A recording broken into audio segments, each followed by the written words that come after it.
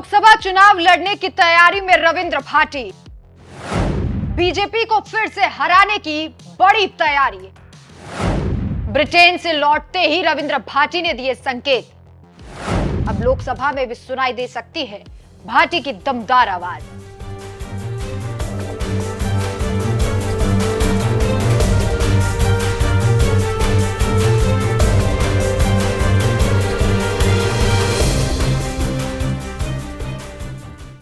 नमस्कार, मैं हूं आपके साथ राखी लांबा और आप देख रहे हैं न्यूज एक्सप्रेस।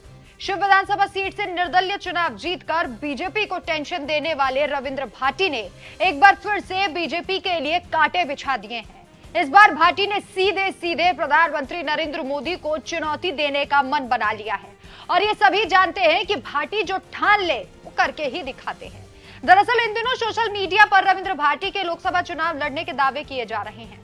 वहीं दूसरी तरफ ब्रिटेन से राजस्थान लौटे भाटी ने भी इसके संकेत दिए, जिसके बाद मोदी शाह भी सोच में पड़ गए होंगे कि भाटी को कैसे रोका जाए। जेपी नड्डा रणनीति बनाने की जुगत में लगे होंगे कि भाटी के विजय रथ पर कैसे ब्रेक लगाई जाए। हालांकि उन्होंने साफ तौर पर तो नहीं कहा, लेकिन जितना भी बोले उसके बाद कयास लगाए जा रहे हैं कि भाटी लोकसभा का चुनाव लड़ने की तैयारी में है। वहीं कहा यह भी जा रहा है कि भाटी बीजेपी पर दबाव बनाने के उद्देश्य से लोकसभा लड़ने का मन बना रहे हैं। बीजेपी ने जैसे ही राजस्थान के 15 लोकसभा प्रत्याशियों के नाम की सूची जारी की, वैसे ही रविंद्र भाटी ने भी खेला करने की सोच ली। ब्रिटेन से लौटने के बाद रविंद्र भाटी ने लोकसभा चुनाव लड़ने को लेकर कहा कि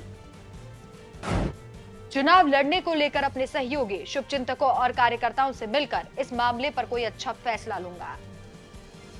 आपने गौर दिया, भाटी ने कहा कि कोई अच्छा फैसला लेंगे। अब जनता के लिए इससे अच्छा फैसला क्या होगा कि भाटी राजस्थान से सीधा दिल्ली पहुंच जाए। खैर, बीजेपी को सबक सिखाना जरूरी भी है, क्योंकि विधानसभा चुनाव के वक्त भाटी की आस को बीजेपी ने तोड़ा था। उसके बाद भी भाटी ने बड़ा दिल दिखाया और बीजेपी से हाथ मिलाना चाहा, लेकिन उन्हें कोई खास तवज्जो नहीं दी गई और अब भाटी पूरे तरीके से बीजेपी को बैकफुट की लाने में कोशिश में है।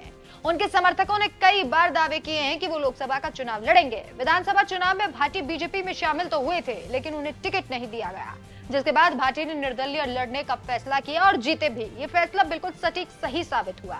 चुनाव के बाद उन्होंने बीजेपी से जुड़ने की इच्छा जाहिर की थी, लेकिन बीजेपी की तरफ से कोई सार्थक पहल नहीं हुई, जिसके बाद निराश होकर रविंद्र भाटी एक बार फिर से बीजेपी को आईना दिखाने की कोशिश में है। जानकारों का कहना है कि वो बीजेपी पर दबाव बनाना चाहते हैं।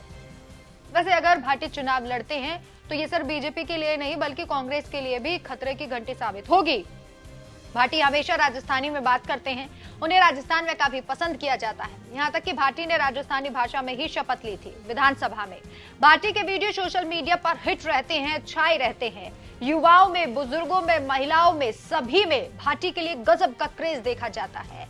बुजुर्ग उन्हें अपना बेटा मानते हैं तो वहीं महिलाएं उन्हें अपने भाई की तरह देखती हैं। वहीं युवाओं में एक उम्मीद है कि रविंद्र भाटी राजस्थान के युवाओं के लिए, खासतौर पर शिव विधानसभा सीट के युवाओं के लिए अच्छा काम करेंगे और विधानसभा में वो ऐसे मुद्दे उठाते हैं जिनके बारे में कभी किसी ने सोचा ना था। वो चाहते हैं कि शिव विधानसभा सीट बाड़मेर में, पूरे बाड़मेर में हर घर में बिजली हो और जहां तक भी पानी की पहुंच नहीं है वहां पर पानी पहुंचाया जाए, क्योंकि भाटी ने चुनावों के दौरान कहा था कि उनका सबसे पहला लक्ष्य रहेगा हर जगह पानी पहुंचाना, मूलभूत सुविधाओं को पहुंचाना।